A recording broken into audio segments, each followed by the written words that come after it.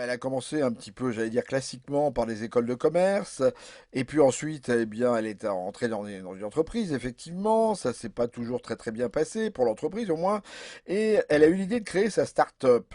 Et puis la start-up a été aussi un petit peu difficile, et puis maintenant, elle vit quasiment dans le désert. C'est ça, Camille? Eh ben, en tout cas, je suis nomade depuis 2 ans et je vis à cheval entre Paris, la France et le désert du sud Maroc, oui. Enfin, à cheval, c'est une formule, c'est plutôt un dromadaire. À dromadaire, ouais. D'accord. Et d'ailleurs, pour ceux qui veulent en savoir plus sur Camille, elle a un site qui s'appelle meharé, avec un h.com. C'est ça. Alors, Alors, c'est Maméaré. mameharé, voilà. Maméaré. Voilà. mameharé.com. Alors, qu'est-ce qui vous a amené dans le désert, Camille? En fait, j'ai eu l'occasion il y a 2 ans de faire une retraite de 10 jours seule dans le désert. Et ça s'est fait d'ailleurs. C'était pas prévu, mais j'y étais juste après les événements du Bataclan. Mais j'avais déjà pris mes billets, donc c'est pas ça qui m'a poussé à y aller. Mais disons que j'y suis quand même allée. Et donc, je me suis retrouvée dans cet environnement de grand espace avec un guide sur place qui était l'ami d'une amie. Du coup, j'ai eu l'occasion avec cette personne de vivre aux côtés de ces populations du désert qui, pour la plupart, ne connaissent pas la ville, n'ont jamais été même en Europe, voyagent très peu parce que c'est difficile pour les Marocains d'avoir la possibilité de sortir de leur pays. Et donc, du coup, j'étais au contact de cette pureté, de ces gens-là, et de cette nature-là, et j'ai donc pu aussi marcher seule pendant quelques heures dans le désert, voilà, il s'est passé des choses merveilleuses dans le sens où ça m'a beaucoup ressourcée. Et ces 10 jours-là m'ont donné envie d'y retourner, et donc j'ai travaillé pendant 1 an après avec ce guide voilà, dans le désert, Alors, c'est pour quoi le accueillir des désert? voyageurs. C'est quoi le désert? Voilà, grande question, le désert. Oui, parce qu'on Le a l'impression désert. d'un vide sidéral, mais c'est pas vide le désert. Et ben après, chacun a sa perception, mais finalement, on a l'impression qu'il n'y a rien, alors qu'en fait, il y a tout. Et donc, on se pose la question quand on se retrouve dans rien, est-ce que peut-être on touche pas au grand tout? Et non, c'est une communion qui s'opère déjà avec un espace qui fait partie des espaces encore protégés dans le monde, donc qui a été peu souillé par les hommes. Il commence à être menacé parce qu'on remarque qu'il y a voilà, l'industrie, enfin voilà, on voit il y a des fois il y a Coca-Cola qui est dans le coin, mais déjà donc il y a ce contact avec la pureté de la nature, et puis c'est cette dimension d'être seul au sein de cette nature. Et je dis au sein parce que quand on est dans les dunes, il y a aussi une dimension presque maternante de la nature, parce que c'est des courbes, hein. C'est des courbes les dunes. Et donc aussi ce paysage minimal, donc ciel, terre, est assez ressourçant. Alors, c'est Voilà, quand on est en tout cas perdu pour qu'on se moi. retrouve pratiquement, alors. Et ben c'est quand on s'évade qu'on va à la rencontre de soi, peut-être. Moi, en tout cas, le voyage ces derniers temps, comme j'ai choisi de devenir nomade plus, c'est-à-dire que je me suis presque dématérialisée, c'est-à-dire que j'ai mis un peu en stand-by ma société que j'avais en France, et j'ai quitté mon logement. Voilà, je me suis un peu dématérialisée d'un point de vue système sociétal pour pouvoir avoir plus l'occasion de pouvoir partir du jour au lendemain sur un coup de tête, ou en tout cas là où mon cœur me portait. Et donc j'ai eu l'occasion comme ça d'aller au Chili. Après avoir fait le Maroc pendant 1 an, j'étais au Chili. Et j'ai pris mon billet aller, mais je savais absolument pas quand est-ce que j'allais revenir, donc j'ai pas pris mon billet de retour. Et j'y étais avec des désirs, avec des envies. Je retrouvais ma sœur qui était là-bas en échange académique avec une école, en école d'agronomie. Et donc j'y étais, et puis j'ai rencontré beaucoup de personnes d'autres cultures, et qui finalement on se rend compte qu'elles sont pas si différentes au fond. Et ça a été l'occasion de de développer l'espagnol et surtout aussi de rencontrer notre culture et des cultures ancestrales. Et j'ai vu des vraies coïncidences, des vraies connexions entre les Berbères, les Tamazirs, les Touaregs du désert et de la culture marocaine, en tout cas berbère, de la culture nord-africaine, et les cultures ancestrales de l'Amérique du Sud, notamment les Mapuche, qui est Et alors là, vous et, accompagnez maintenant des groupes, donc dans le sud marocain. voilà, donc maintenant disons que le désert est pour moi un lieu auquel je suis attachée, un lieu de ressourcement, et j'ai senti le désir vraiment de créer un lien entre la France, mes racines, entre l'Europe, en tout cas les gens qui avaient besoin d'aller dans le désert et le désert. Donc en fait, j'ouvre une porte et je guide en fait, je vais créer donc mon équipe. Donc j'ai choisi deux bons guides avec qui je travaille.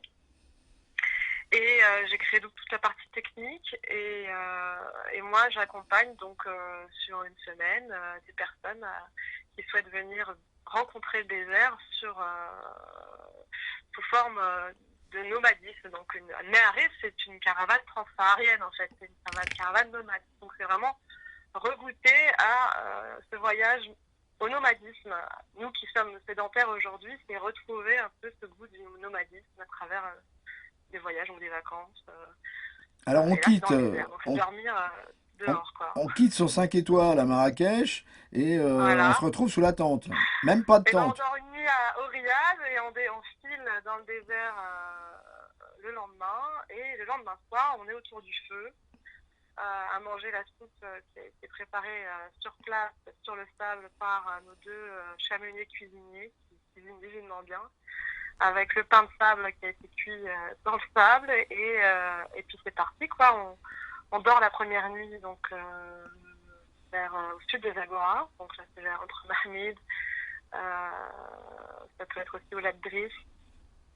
Et on part le lendemain, après on commence la marche, donc ça peut être 2 heures, 4 heures, ça dépend du rythme du groupe. On est un groupe de 6 à 10 personnes, pas plus, je les petits groupes. Chacun a son dromadaire et le dromadaire porte nos sacs et puis c'est parti, on marche. Donc on n'a rien sur nous, hein. On a juste si on veut ramasser des cailloux sur la route ou une gourde, pour avoir sa gourde d'eau aussi, c'est bien d'avoir tout ça, on a sa banane et puis on marche.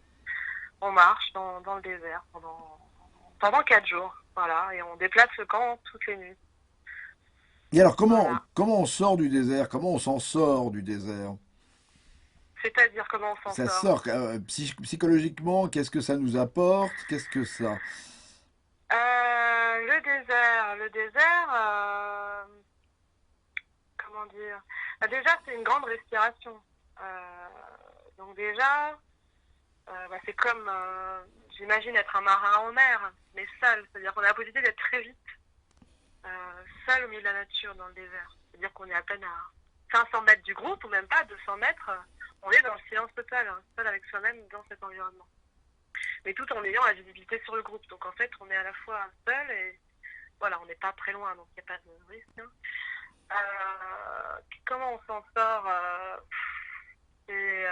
après, c'est très personnel, hein, et c'est là où je ne veux pas trop orienter. Mais disons qu'on va à la rencontre de soi, peut-être, pour ceux qui le désirent. C'est une façon aussi de respirer loin d'environnements comme la ville où on est hyper stimulé. C'est un lieu où il y a très peu de stimulation, voilà. Donc il y a très peu de couches, il y a très peu de publicité, il y a très peu de personnes qui peuvent nous brouiller l'esprit, il y a très peu on perd la notion de temps. On est vraiment dans l'intemporel. Donc il y a peu de stimulation, ce qui fait qu'on est dépouillé de tout ça et donc c'est là qu'on retrouve certaines choses, on se découvre, voilà, découvre au sens de se découvrir, On touche à comme l'essentiel. enlever des couches, voilà, on touche à l'essentiel, ouais, Voilà. à Eh son ben. essence. Alors, Euh, donc les groupes, on va vous poser quand même la question parce qu'on doit vous la poser régulièrement. Il n'y a pas de problème de sécurité? non, Non. vraiment pas. Bon. Non, bah, non, enfin, C'est-à-dire sécurité à quel point de vue? Sécurité, oui. Sécurité. Sécurité, bah, parce qu'on sait qu'il y a des Alors, zones maintenant du globe qui ne sont pas très sécures, hein. Enfin, là, Paris non plus d'ailleurs, mais bon. alors moi, je me suis jamais sentie autant en sécurité que là-bas. J'ai été 2 semaines après le Bataclan. Le retour à Paris, je sentais la différence. C'est-à-dire qu'en une journée, j'étais du désert à Paris, donc je prenais le bus, paf, l'avion, j'arrivais à Paris, donc j'avais la possibilité d'étudier les deux environnements. Euh, Ce qui était assez d'ailleurs difficile, enfin, mais intéressant en termes d'expérience.